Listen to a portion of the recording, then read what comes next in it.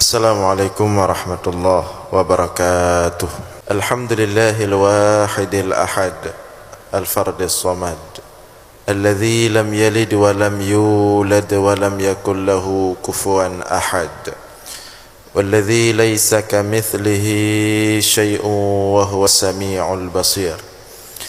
Allahumma salli wa sallim wa barik ala sayyidina wa maulana Muhammad الذي دعا الناس وأرشدهم إلى توحيد رب العباد. اللهم وعلى آله وصحبه أجمعين أما بعد.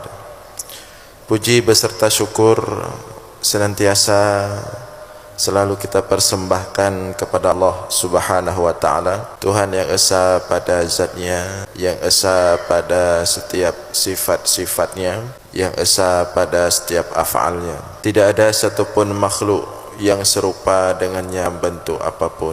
Salawat beriringkan salam juga kita sampaikan kepada baginda Rasulullah sallallahu alaihi wasallam, kepada seluruh keluarga dan sahabat-sahabatnya sekalian. Hadirin jamaah sekalian beserta para pendengar dimanapun berada yang dimuliakan Allah, kembali kita dalam ulasan-ulasan singkat tentang ilmu tauhid. Pada subuh yang berbahagia ini kita akan membaca hikmah yang ketiga daripada kitab Al-Hikam karangan Ibnu Athaillah As-Sakandari.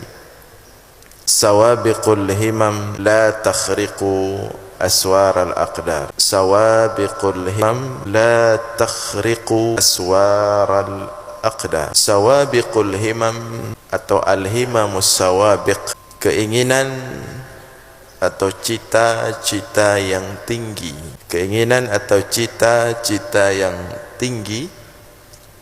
Al-himam as-sawabiq artinya keinginan atau cita-cita yang tinggi. La takhriqu, tidak akan mampu menerobos aswar al-aqdar, akan pagar takdir Allah. Sawabiqul himam, keinginan atau cita-cita yang tinggi. La takhriqu, tidak akan mampu menerobos atau melangkahi aswar al-aqdar, akan pagar takdir Allah. Ini hikmah yang ketiga subuh ini sangat singkat dibandingkan dua hikmah sebelumnya, namun ini mengandung makna yang sangat luar biasa dan penting sekali untuk kita pahami. Pertama, kita ingin memahami dulu dua istilah penting dalam hikmah ini. Istilah yang pertama, sawabiqul himam atau al-himamu as-sawabiq. Sawabiqul himam atau al-himamus sawabiq, sebagaimana kita artikan tadi, adalah keinginan, al-himmah atau cita-cita. As-sawabiq atau sawabiq artinya yang tinggi, yang mulia, yang besar. Maka as-sawabiqul himam atau al-himamus sawabiq artinya cita-cita yang tinggi, cita-cita yang mulia, atau keinginan yang tinggi, keinginan yang mulia, keinginan yang besar.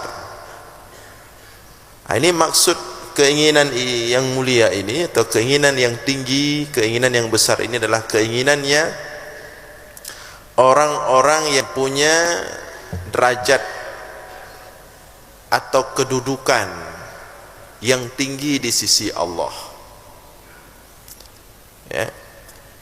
Keinginan-keinginan yang tinggi ini atau yang mulia ini atau yang besar ini adalah keinginannya orang-orang yang punya kedudukan yang istimewa di sisi Allah. Maka disebut keinginan mereka itu dengan keinginan yang tinggi, keinginan yang mulia,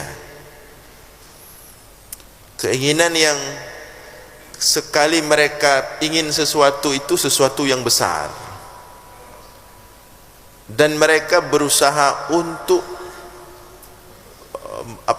mewujudkan keinginannya itu, ya, seperti keinginannya para rasul, keinginannya para nabi, sebagaimana kisah yang pernah kita sampaikan, mungkin sudah di sini atau di mana. Suatu ketika ada orang yang saleh, seorang tabi'in yang saleh, yang masyhur, terkenal, sedang berdoa, sedang beribadah di Masjidil Haram. Maka ketika itu khalifah, ya, pemimpin ketika itu juga sedang berada di tempat yang sama di Masjidil Haram. Selesai dia solat, dia melihat, selesai khalifah ini solat, dia melihat bahwa di dekatnya itu ada seorang alim yang saleh, yang masyhur. Maka dia mendekati orang saleh tersebut. Dia tanya, apa yang engkau inginkan untuk aku berikan? Jadi mungkin khalifah ini melihat seorang alim yang saleh, dia ingin mengambil keberkahan dengan memenuhi hajatnya. Maka dia tanya kepada orang saleh ini, apa yang engkau inginkan? Ada keperluan apa? Ada hajat apa yang kira-kira bisa aku penuhi? Tanya khalifah kepada orang yang saleh ini. Kemudian orang saleh ini menjawab, bagaimana mungkin aku menyampaikan hajat kepadamu wahai khalifah? Bagaimana mungkin aku meminta sesuatu kepadamu wahai khalifah, sedangkan aku saat ini sedang berada di rumah Allah? Bagaimana layak aku berada di rumah Allah sedangkan aku meminta sesuatu kepadamu manusia? Maka tidak layak, malu.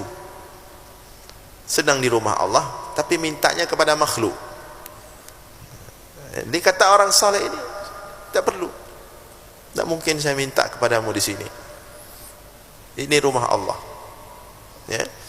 Maka kemudian sang khalifah mengatakan, kalau begitu saya tunggu anda di luar. Jadi khalifah ini memang berniat baik. Ya. Maka ditunggulah di luar Masjidil Haram sampai selesai orang saleh ini, seorang alim ini beribadah, berdoa atau apa, dia keluar. Begitu jumpa di luar, ditunggu, benar-benar ditunggu oleh khalifah.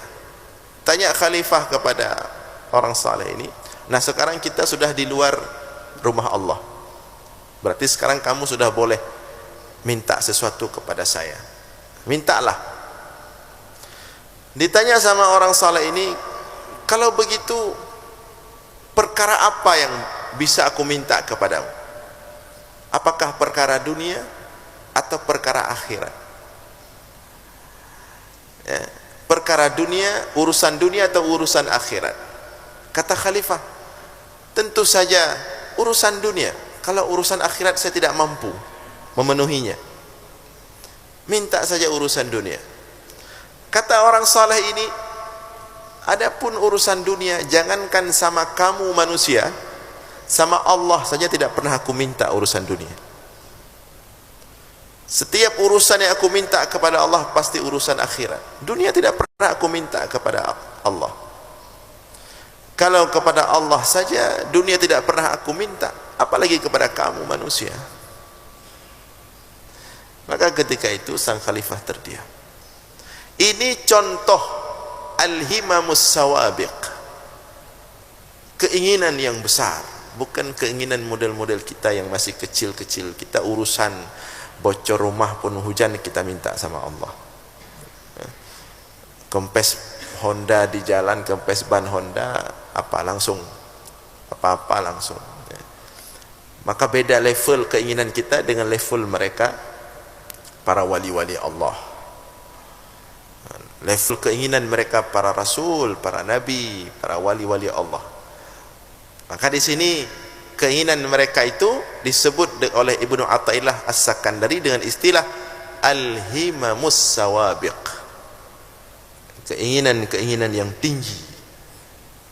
Itu satu makna al-himamus sawabiq. Kemudian istilah yang kedua di sini, nanti baru kita terangkan makna secara keseluruhan. Istilah yang kedua di sini adalah aswar al-aqdar, pagar takdir. Tadi sawabiqul himam la takhriqu aswar al-aqdar. Himmah yang tinggi, keinginan yang tinggi tadi tidak akan mampu menerobos pagar-pagar takdir. Di sini menarik istilah aswar al-aqdar, pagar takdir. Takdir tentu takdir Allah maksudnya. Ibnu Athaillah As-Sakandari mengistilahkan takdir Allah itu terlindungi oleh pagar. Jadi umpama takdir, umpama kebun, di dalamnya takdir, maka dia dipagari. Artinya takdir ini sesuatu yang dipagari. Artinya takdir ini tidak mudah untuk diterobos. Dia seperti sesuatu yang dipagari. Aswaral aqdar. Maka Ibnu Athaillah As-Sakandari mengistilahkan takdir karena memang takdir itu tidak bisa diubah. Sebagaimana hadis yang sering kita sampaikan dalam kajian tauhid di sini, bahwa sebelum Allah menciptakan seluruh alam ini, Allah sudah membuat menulis takdir bi 5,000 sanah, 5.000 tahun. Jadi 5.000 tahun sebelum Allah menciptakan seluruh alam ini, Allah sudah membuat takdir, menulis apa-apa yang mau diciptakan, bagaimana bentuknya, bagaimana jalan proses hidupnya, makhluk sudah ditulis semua. Kemudian diletakkan di Lauhul Mahfuz dan tidak bisa ditembus oleh siapapun untuk merubah-rubahnya. Maka diistilahkan oleh Ibnu Athaillah As-Sakandari takdir Allah itu dengan terpagar, aswaral aqdar. Itu makna daripada aswaral aqdar. Nah, ketika kita maknakan secara keseluruhan, sawabiqul himam la takhriqu aswaral aqdar, keinginan yang mulia, keinginan yang tinggi dari mereka-mereka tadi, meskipun mulianya mereka itu, meskipun tingginya keinginan mereka itu, tapi tetap tidak mampu menerobos takdir Allah. Apalagi keinginan kita, apalagi keinginan kita. Keinginan mereka-mereka yang sangat dahsyat itu, yang sangat tinggi itu, tidak mampu menerobos takdir. Padahal mereka itu, keinginan mereka itu langsung cepat sekali dibantu sama Allah. Beda dengan keinginan kita. Keinginan kita terhijab dengan dosa. Keinginan para rasul misalnya, keinginan Rasulullah. Kata Aisyah radhiyallahu taala anha kepada Rasulullah, "Arallah yusari'u fi hawaka." Kata Aisyah, "Wahai Rasulullah, aku melihat Allah seolah-olah cepat sekali memenuhi keinginanmu. Apapun yang kau inginkan, seolah-olah pasti dipenuhi." Kata Aisyah kepada Rasulullah sallallahu alaihi wasallam. Artinya begitu mulia kedudukan Rasulullah, begitu tinggi mulia keinginan Rasulullah, setiap apa yang diinginkan oleh Rasulullah seolah-olah langsung Allah memenuhinya. Tetapi ini bunyi hikmah ini. Meskipun mulianya kedudukan Rasulullah, meskipun mulianya setiap keinginan Rasulullah, tetap tidak mampu menerobos takdir Allah. Tidak ada yang bisa melangkahi takdir Allah. Demikian juga keinginan para wali. Sebagaimana Rasulullah Allah katakan dalam hadis qudsi, fa idza ahbabtuhu kuntu sam'ahu alladhi yasma'u biha wa kuntu basarahu alladhi yubsiru biha wa kuntu yadahu allati yubtishu biha. Kata Allah, kalau aku sudah mencintai seorang hamba, artinya sudah aku jadikan dia wali, kuntu sam'ahu alladhi asma'u biha, maka setiap pendengarannya adalah pendengaranku. Jadi dia bisa mendengar dengan pendengaran Allah. Jadi pendengarannya itu bisa menembus berbagai macam dimensi. Kuntu basarahu allati yubsiru biha, maka penglihatannya juga penglihatanku, mampu melihat yang tidak bisa dilihat oleh manusia pada umumnya.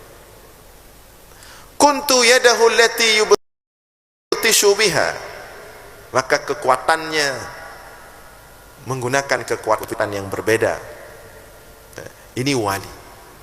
Tapi meskipun dia melihat dengan pandangan Allah, dia mendengar dengan pendengaran Allah, dia menggunakan kekuatan yang langsung dibantu oleh kekuatan Allah, tapi setiap itu semua la takhriqu aswar al-aqdar, tidak akan mampu menerobos takdir Allah. Ya, ini setingkat level-level mereka ini. Jadi jangan kita berfikir kita harus punya semangat yang tinggi dalam mewujudkan sesuatu, dan itu diperintahkan, wahris ala ma yanfa'uka,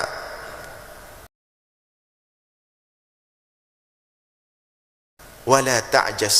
Kata Rasulullah, berusahalah sekeras mungkin untuk mewujudkan sesuatu yang bermanfaat bagimu. Apa itu pekerjaan, apa itu apapun dalam kehidupan sehari-hari, karir, ya. Rasulullah mengatakan wahris, bersemangatlah, habis-habisanlah, berdarah-darahlah, kira-kira seperti itu, untuk mewujudkan sesuatu yang bermanfaat bagimu. Wala ta'jas, dan jangan pernah menyerah. Kemudian kita berusaha keras habis-habisan, amabe uro malam, ternyata begitu di penghujung usaha kita, di puncaknya usaha itu tidak tembus. Apakah kemudian kita pura haba kibancara ya Allah, pakai lagi yang boleh. Di awal sudah diingatkan, la takhriqu aswar al-aqdar. Setinggi apapun keinginan kita, ya, semulia apapun cita-cita kita, dan seberat apapun cara kita berusaha untuk mewujudnya, tapi ingat tauhid, la takhriqu aswar al-aqdar. Kita tetap harus sadar diri kita ini makhluk. Ada di sana sesuatu yang jauh lebih dari kita, yang tidak mampu kita jangkau, kita terobos, yaitu takdir Allah. Jadi jangan mentang-mentang kita sudah usaha, kita sudah menganggap diri kita bisa semua, kita sudah menganggap diri kita Tuhan, semua yang kita inginkan harus tercapai, semua yang kita programkan harus tidak. Maka la takhriqu aswar al-aqdar, tidak akan mampu menerobos takdir. Jangankan setingkat kita, setingkat para rasul bisa gagal. Apa kurang mereka? Apa kurang usaha Nabi Muhammad sallallahu alaihi wasallam dalam perang Uhud? Strategi yang begitu maksimal sudah diatur oleh Rasulullah. Doa yang totalitas. Rasulullah itu kalau berdoa setiap mau perang itu berjam-jam berdoa, nangis-nangis, angkat tangan tinggi-tinggi, ini nampak bayadhu ibtaihi. Sampai datang para sahabat, datang Abu Bakar, cukup ya Rasulullah, pasti Allah mendengarkan doamu. Katsib, berjam-jam berdoa, nangis biar perangnya itu menang. Datang para sahabat, cukup, doa totalitas, usaha sudah maksimal, tidak kurang sedikit pun. Tetapi la takhriqu aral aqar, meskipun demikian tetap tidak mampu menerobos takdir. Allah menakdirkan perang Uhud kalah, walaupun Rasul yang memimpinnya. Maka hati-hati kita jangan sampai melampaui batas. Jangan kita punya sedikit program kecil, target kecil, udah usaha maksimal, tidak terwujud, langsung kita salahkan Allah, langsung putus asa. Kita perlu sadar diri dulu. Tingkat Rasulullah SAW, tingkat Nabi Muhammad, Allah sudah takdirkan beribu-ribu tahun, juta tahun yang lalu, sebelum Allah ciptakan alam ini. Perang Uhud kalah. Dalam sulhu Hudaybiyah, perundingan Hudaybiyah, ketika itu Rasulullah bersama para sahabat yang sudah menguasai Madinah, memimpin Madinah, ingin ke Mekah.